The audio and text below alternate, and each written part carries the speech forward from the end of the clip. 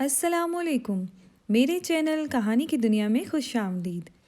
آج کی کہانی کا نام ہے شہزادی کی انوکھی شرط۔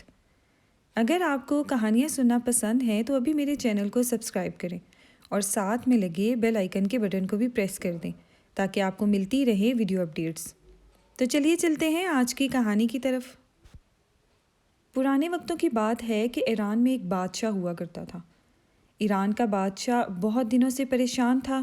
یوں تو ہر طرف خوشحالی کا دور تھا، مگر بادشاہ کی پریشانی کی وجہ اس کی اکلوتی بیٹی شہزادی ثنا تھی۔ ہر باپ کی طرح بادشاہ بھی اپنی بیٹی کی شادی کر کے اپنے فرض سے نجات پانا چاہتا تھا، لیکن شہزادی ثنا نے بھی عجیب اعلان کر رکھا تھا کہ جو شخص اس کے سوالوں کے صحیح جواب دے گا وہ اسی سے شادی کرے گی۔ آس پاس کی کئی ریاستوں کے کئی شہزادے آئے مگر ناکام لوٹے۔ اس ملک میں نوجوان طالب علم بھی رہتا تھا، اس کا نام عاظم تھا۔ اس نے اپنے والد سے کہا کہ وہ بھی اپنی قسمت آزمانا چاہتا ہے۔ عاظم کے والد استاد تھے اور کئی برسوں سے لوگوں میں علم کی روشنی بانٹ رہے تھے۔ ملک فارس کا وزیر اعظم، بڑے بڑے درباری اور شہر کا قاضی بھی ان کا شاگرد تھا۔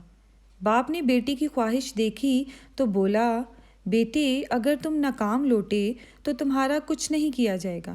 لوگ کیا کہیں گے کہ ایک استاد کا بیٹا ناکام ہو گیا۔ عاظم اپنے باپ سے کہنے لگا، بابا جان بڑے بڑے شہزادے لوٹ گئے ہیں، اگر میں بھی ناکام ہو گیا تو کیا ہوا؟ یہ تو مقابلہ ہے، جو بھی جیت لے، شاید وہ خوش نصیب میں ہی ہوں۔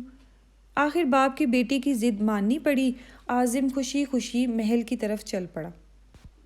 شہر بھر میں یہ خبر جنگل کی طرح پھیل گئی کہ ایک عالم کا بیٹا قسمت آزمانے کے لیے محل میں چلا آیا ہے۔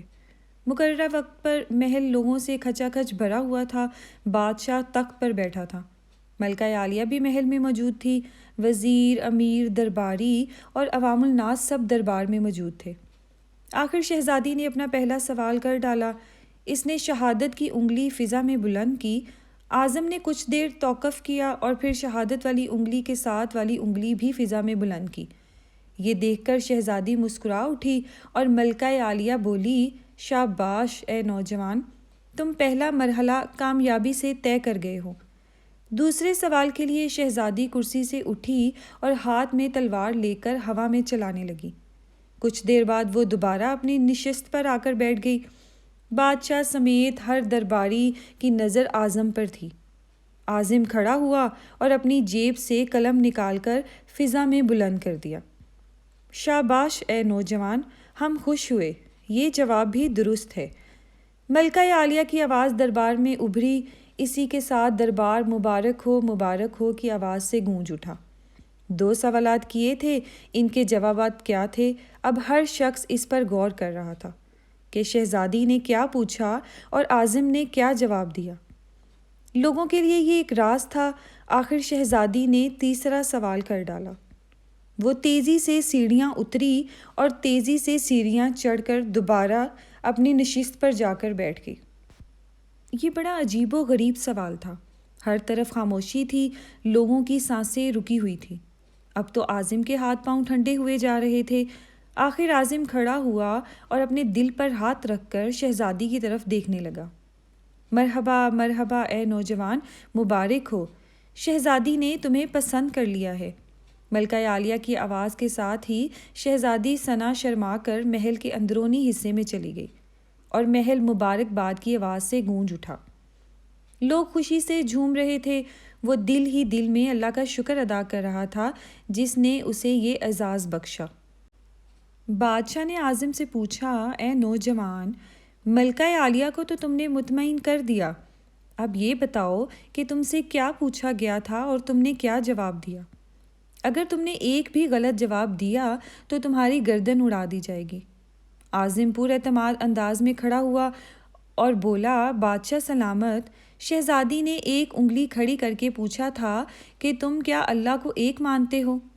میں نے 2 انگلیاں کھڑی کر کے جواب دیا کہ اللہ اور اس کے رسول صلی اللہ علیہ وآلہ وسلم پر میرا ایمان اٹل ہے۔ بہت خوب، ہم خوش ہوئے، بادشاہ نے مسکرا کر کہا۔ عاظم بولا، اس کے بعد شہزادی نے تلوار چلا کر پوچھا تھا کہ اس سے بڑا کوئی ہتھیار بھی ہے؟ میں نے جواب دیا، ہاں، قلم کا وار تلوار کے وار سے زیادہ کارگر ہوتا ہے۔ ماشاء اللہ نوجوان، تم نے ہمارا دل جیت لیا۔ تم نے ثابت کر دیا کہ جاہ و جلال، دولت اور چشمت کی علم کے سامنے کوئی حیثیت نہیں ہے۔ لیکن تیسرا جواب؟ بادشاہ نے حوصلہ افزائی کرتے ہوئے پوچھا۔ اعظم نے آسمان کی طرف دیکھا اور کہنے لگا، بادشاہ سلامت۔ شہزادی دربار کی سیڑھیاں اتری اور چڑھی، کرسی پر تھک کر بیٹھ گئی۔ انہوں نے پوچھا تھا کہ میں تھک چکی ہوں، لیکن میرے جسم میں ایک چیز نہیں تھکی۔ میں نے جواب دیا، دل۔ یہ پیدائش سے لے کر موت تک بغیر تھکے دھڑکتا رہتا ہے۔ بادشاہ نے اعظم کو اپنے پاس بلا کر گلے سے لگا لیا اور کہا، اے لوگو، گواہ رہنا، میں نے حقدار کا حق ادا کر دیا ہے۔ میری بیٹی ایسے شخص کی بیوی بن رہی ہے جس کے پاس علم کی دولت ہے، جسے کوئی نہیں چرا سکتا اور نہ ہی کبھی کم کر سکتا ہے۔ بادشاہ نے اسی وقت خوشی خوشی اعظم اور شہزادی ثنا کی شادی طے کر دی اور وہ ہنسی خوشی رہنے لگے۔